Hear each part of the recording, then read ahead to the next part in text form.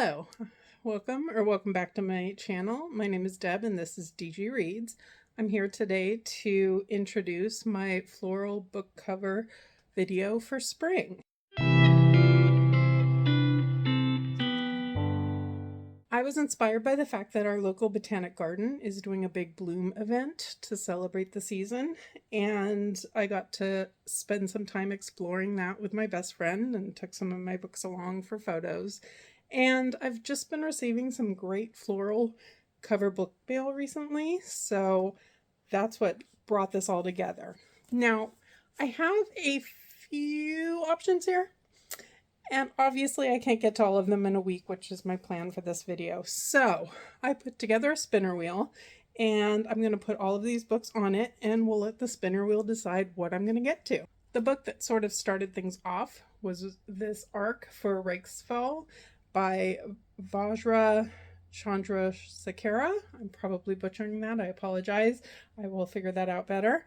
But this comes out in June. I received this from Tor.com, and if the spinner wheel doesn't quite get to this one, I might manipulate things a bit to make sure I get to it before the publication date because I'm excited to read it.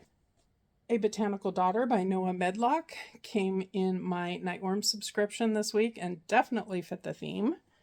I've got The Tainted Cup, which is a little more subtle of a floral motif, but I've had several friends reading it lately and absolutely loving it, so it's one I really want to get to. The Last Tale of the Flower Bride by Roshani Chosky is one that I've had since it came in the Fairy Loot box. It's even got the floral edges on it, and it's one I just really need to get to because I've had it for ages. Another recent addition to my shelves, a gifted copy from Vintage, is 50 Beasts to Break Your Heart by Jenna Rose Nethercott, and this is a short story collection. The Haunting of Alejandra, this is by V. Castro, and another gorgeous cover. A Fire Endless by Rebecca Ross. This would not only fulfill a R fantasy prompt, it also will complete a duology, which is always something I would love to do. And last but not least, They Drown Our Daughters by Katrina Monroe. This is a book that I received ages ago in a unplugged book box and need to get to. So all of those are going on the spinner wheel, and without further ado, let's figure out what the first book will be.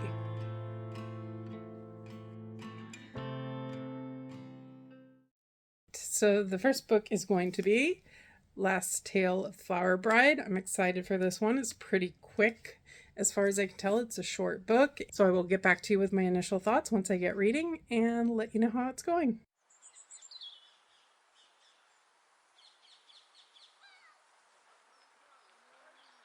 It is now Sunday morning and I did not have a great night's sleep last night, so I'm definitely relying on my coffee to get me through this morning. Breaking out all the floral mugs this week, of course, but not sleeping well does mean that I was able to get some reading in, and that means I am more than halfway, a little bit more than halfway through The Last Tale of the Flower Bride by Roshani Chokshi. I am really enjoying this. I have heard mixed things and I can understand why. It's not necessarily a story that's going to work for everyone, but the writing is just gorgeous and it drew me in very quickly. The first several chapters are written from the bridegroom's perspective. It did take me a little bit to realize that we're not even given his name. We do learn his wife's name, Indigo, and he really is wrapped up in her, and that sort of is his entire identity, and the text is showing us that as well.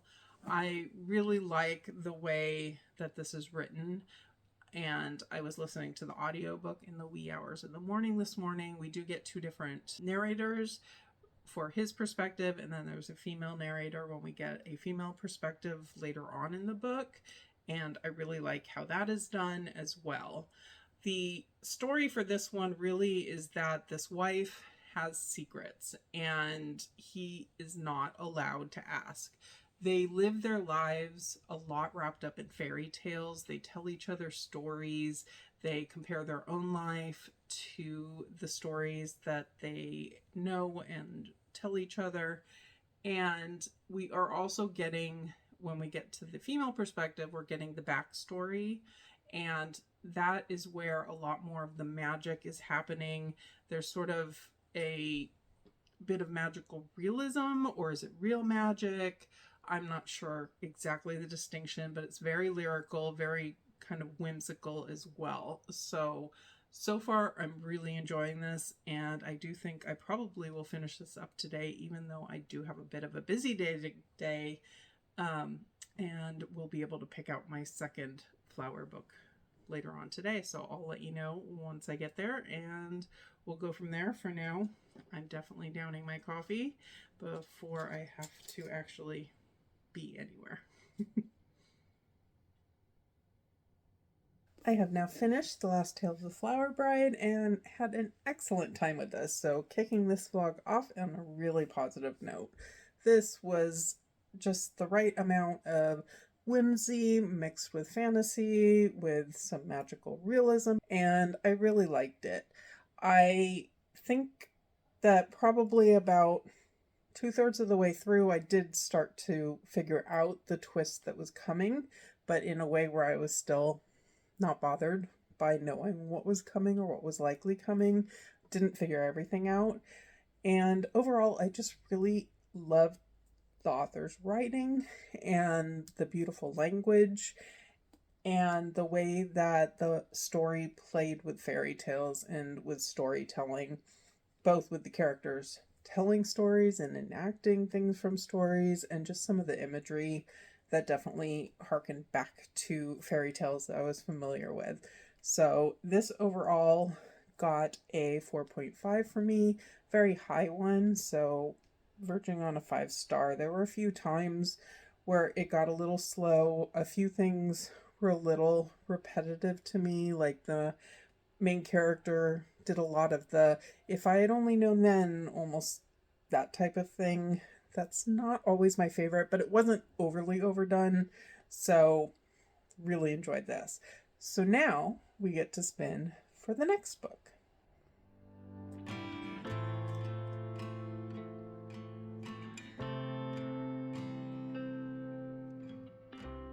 All right, so The Haunting of Alejandra by V. Castro is next up. I really know nothing about this to start with, other than it intrigued me enough to make sure it was on my shelf. So I will be reading this next, and I'll give you an update once I know what's going on with it. It is now Monday morning, and I have to unfortunately go to work, but I did last night get halfway into The Haunting of Alejandra and figured I'd give you an update before I actually face reality and go. So I'm having a good time with this one so far. We're following Alejandra, who is a mother. She has 3 children, and she's very disillusioned with her marriage at this point, and she's actually contemplating whether life is worth it.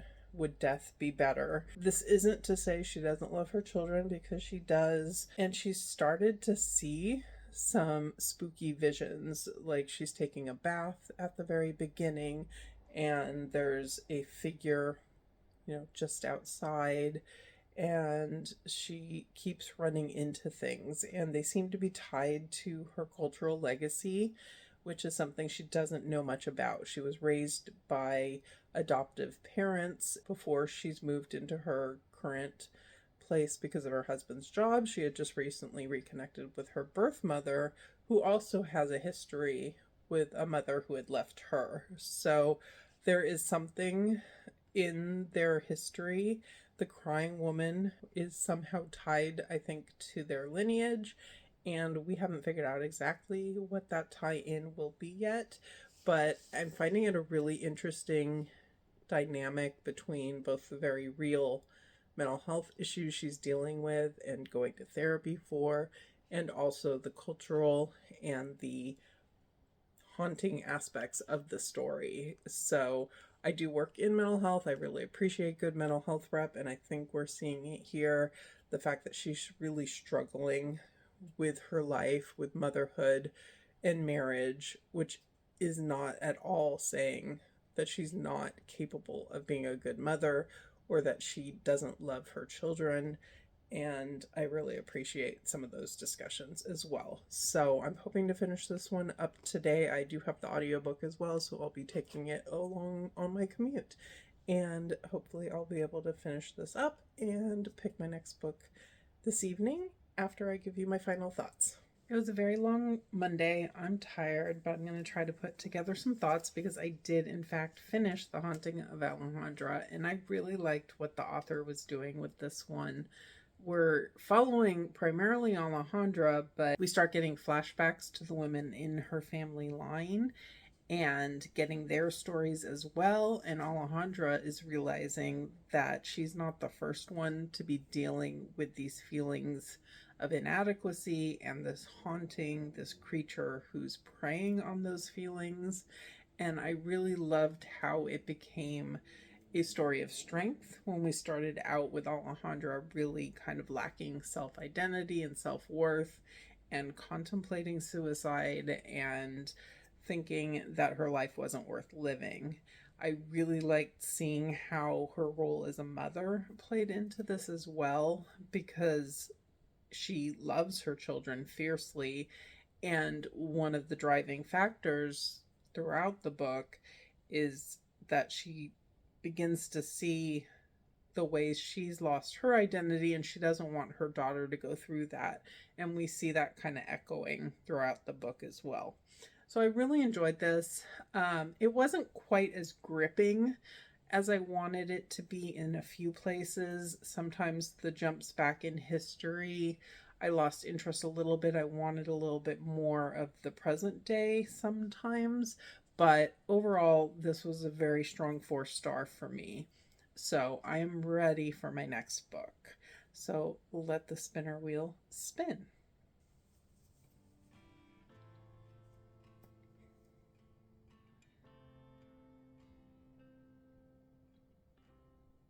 All right, so as you just saw, spinner wheel picked the Tainted Cup for my next floral cover. It's definitely the most not super florally floral cover, but definitely counts because I'm really excited to get to this one.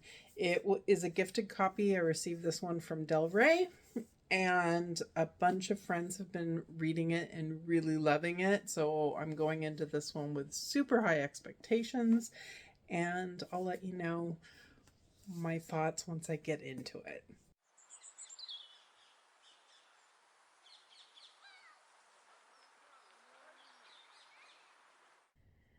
Hello, it has been a long and tiring Tuesday. Someone here decided 3:30 in the morning was a good time to wake me up to snuggle. So, yeah, there was that. So that didn't help with the whole sleeping pattern for the week, but she's cute, so I forgive. But I have managed to get myself about a third of the way through the Tainted Cup, and I'm having a good time with this. This one is a fantasy world, but it is a murder mystery. Our main character is in training, essentially, an intern almost, to the investigator who doesn't herself go out to crime scenes, but she sends him. And he has the ability to record everything about the crime scene. Like, he can tell you everything back, everything that was said, word for word, image by image type of a thing. So he goes out, he collects all the data, and then comes back to her. And this is a very strange sort of murder. A tree erupted from the body of this person who was killed. So it's something that's very interesting, very intriguing. The investigator and our point of view character kind of have a Holmes and Watson sort of vibe going. She's definitely steps ahead of him in terms of knowing answers and explaining things to him along the way. And it's really fun seeing their dynamic. They've got some good banter between them. She's very eccentric and has some very unique interests, and he gets her to tone down some of her overly ambitious inquiries into people's lives and things like that. So it's been a lot of fun so far. I wound up being awake thanks to this one in the middle of the night. So I did a bit of it on audio at that point as well. And I'm just having a good time, and we'll be continuing on with this going into tomorrow, I think. And hopefully maybe I can finish it up tomorrow. We'll see. It's the type of book I definitely want to be able to kind of follow along. We're getting a bigger picture where I'm at now, because it turns out there's not just one body where this has happened.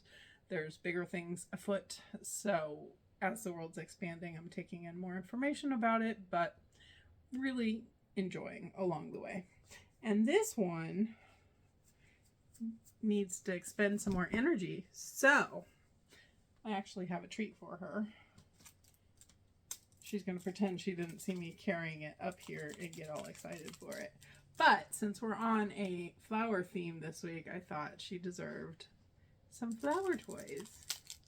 And I found these for her at TJ Maxx. Yeah, you like it? Yeah. I think we're going to be playing some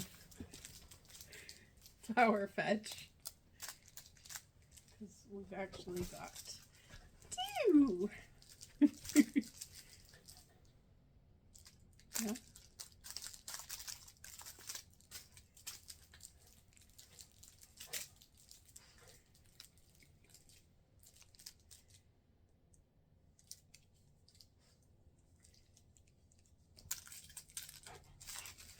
Give me a second.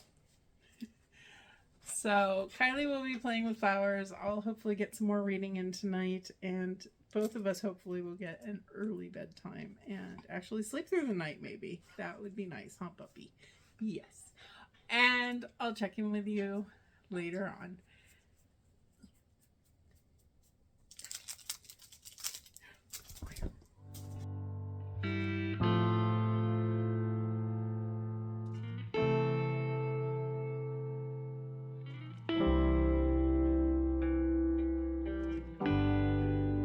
I'm back because I have finished The Tainted Cup by Robert Jackson Bennett, and this was a fantastic time.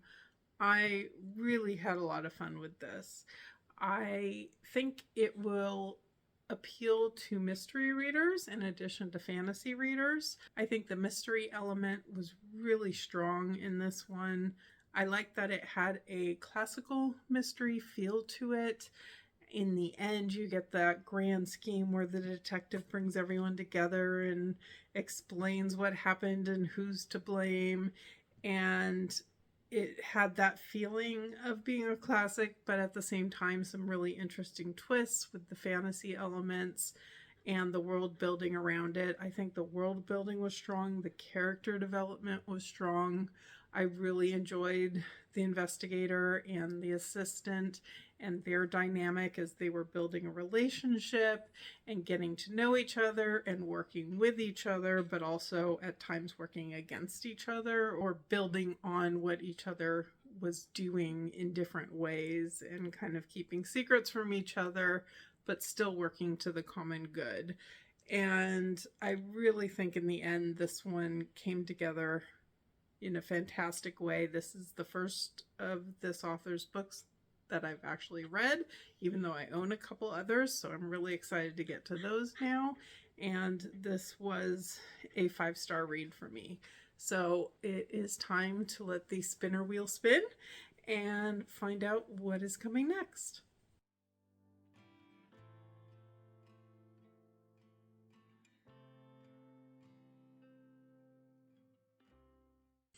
All right, the wheel has spoken, and next up is Rake's Fall. And this one I'm excited for. This was the gifted ARC that I received from Tor.com. This one is coming out, I believe, in June, if I remember correctly. It is sci-fi epic about two souls bound together from here until the ends of time. And that's all I know about it, but I'll give you an update once I get going. I only have a physical copy of this one, so it'll take me a little bit longer since I don't have the audio to read on my commute, but I am really excited for this one.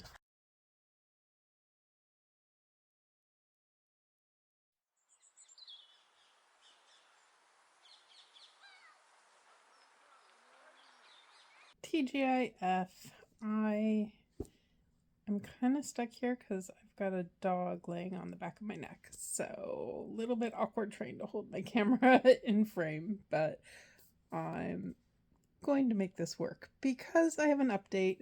I didn't do any of my floral reading yesterday, so I didn't get you any Thursday thoughts, but I have now made it about 40 pages into Rake's Fall. And I'm actually going to wind up putting this one down for now. It's not a permanent DNF. It's just this is not the right time for this book type of read. So this one starts off with two children who are on a show. And this show is them watching people in the real world, kind of. Then the narrator is watching these children watching who they think to be themselves. And then there's a lot of stuff about fan theories about the show and what really is happening to these children. And it's just confusing and not entirely understandable to me.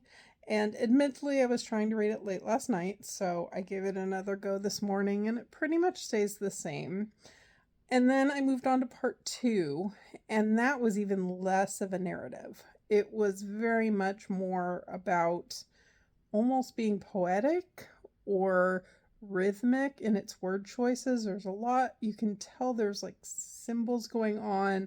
There's a lot about the color red. There's a lot of discourse, but this is one of those books that doesn't use quotation marks, which doesn't usually bother me too much.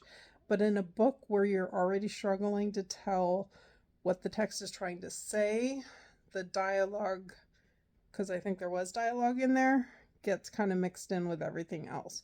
So this is a book that's going to take some more time. I think it's one I could like, but it's not really conducive to trying to finish this up in the space of a couple days to end this vlog within the week that I had planned for it. And considering I was hoping to get one more book in at least, I'm just going to set this aside for right now and come back to it when I have more time to really sit and read and focus. So that said, let's go ahead and spin the spinner wheel.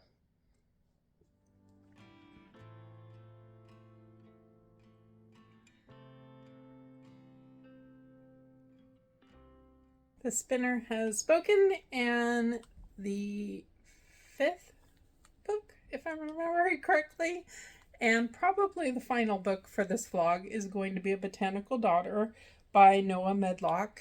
And this one is following two gentlemen. They hide away from the disapproving tattle of Victorian London to follow their own interests. For Simon, that's working on taxidermical art. And for Gregor, it's exotic plants. When a strange fungus starts growing and showing signs of intelligence, apparently Gregor decides he's going to try something new and create intelligent life from his plants. And it says it's an extraordinary tale of family, fungus, and more than a dash of bloody revenge from an exciting new voice in queer horror. This one just came in my Nightworm subscription, and it just was a perfect cover, if I can get that to focus properly, for this vlog. So I threw it into the mix, and I'm excited to actually read something I got in one of my subscription boxes right away. And while I'm at it, I should confess I've actually finished 2 of the books on my spinner wheel outside of the purposes of this vlog, so I'm actually really lucky neither of these came up when I was spinning. I actually wound up using They Drown Our Daughters by Katrina Monroe for Magical Readathon TBR, and that wrap-up is already posted on my channel, so I'll put up a link for you. And then I also read A Fire Endless by Rebecca Ross. This is the second in the duology after A River Enchanted, and I really enjoyed this one as well. I picked it up because it fits an R fantasy prompt, and it also fit one of my prompt ball prompts for April, and I needed an audiobook, so I wound up starting this one even though I hadn't spun it for this particular vlog. It took me a little bit to get back into this because I had forgotten a lot from the first one, but I really enjoy how lyrical it is, how it focuses on music and on the different elements and everything else. So this was a good time as well. So at the end of all of this, I actually will have at least touched on 7 out of the 8 books on my spinner wheel, so not too bad. And the other book I have left is the short story collection. This is 50 Beasts to Break Your Heart by Jenna Rose Nethercott. Because this is a short story collection, I'm going to just go ahead and make the decision to start reading a few stories here and there, even though it won't be in the space of this particular vlog. But I thought I'd mention it since I wound up touching on all of the other 7 ones on the wheel and we didn't get to this one. And I'm excited to go ahead and get started on A Botanical Daughter tonight and hopefully be able to finish this one up by tomorrow and have this vlog finished. So I'll let you know once I have some more thoughts.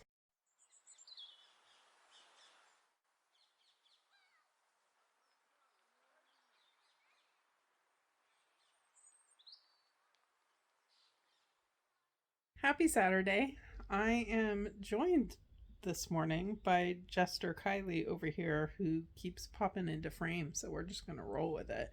We just finished filming our May TBR video with her Jester costume, so that will already be up by the time this video goes up, and I will link it for you. The reason I am here, though, is because I am 100 pages into A Botanical Daughter, and I'm having a decent time with this one.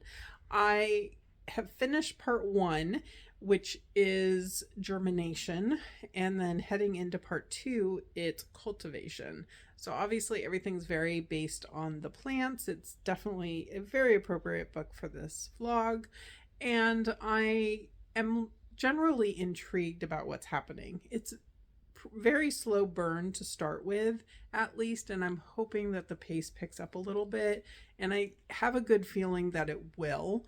Where we've gotten so far, it's mostly been introducing the characters, getting to know their relationship with each other. They are in a romantic relationship, these 2 gentlemen, and living pretty much outside of the public eye. That both allows them to kind of live life as they want to and pursue their interests, which definitely wouldn't align with the Victorian sensibilities. It also allows them to start to cultivate this intelligence in this plant. Where we've gotten to just the last few pages are really starting to head into the horror department and how they're going about cultivating this plant and giving it room to develop as an entity. I don't want to say what they're doing because I do feel like that would be a spoiler. I didn't see that coming, what that was going to wind up happening. So it's definitely something I think the reader should find out for themselves. But I think this is going to head in a direction that'll be very interesting. The synopsis on the back talks about how Gregor is ignoring the faults in his plan and how developing intelligence then kind of leaves you without the ability to control that intelligence. So I'm assuming that the horror elements are going to start picking up. Up to this point, I wouldn't say it's been at all scary for me. There's definitely been some gore elements, especially with the taxidermy that is going on in here. But in general, I'm ready to keep reading, and I'll get back to you with my final thoughts. And Jester Kylie will be along for the ride.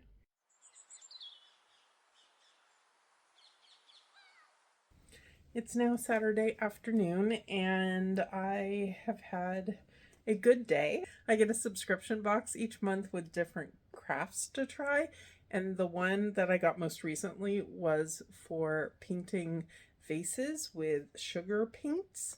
And that couldn't have been better timed for this particular vlog, so I put a little bit of a clip of that in for you guys, but I'm excited for that. The vases are still a little bit wet and probably need some touch up, but I picked up some tulips, fake tulips at TJ Maxx recently that'll go into those, so those will be a fun thing for some of my pictures and just to decorate the house a little bit. And while I was doing that, I listened to the rest of A Botanical Daughter on audio. So I am here with my final thoughts for this one. I wound up having mixed feelings about this one.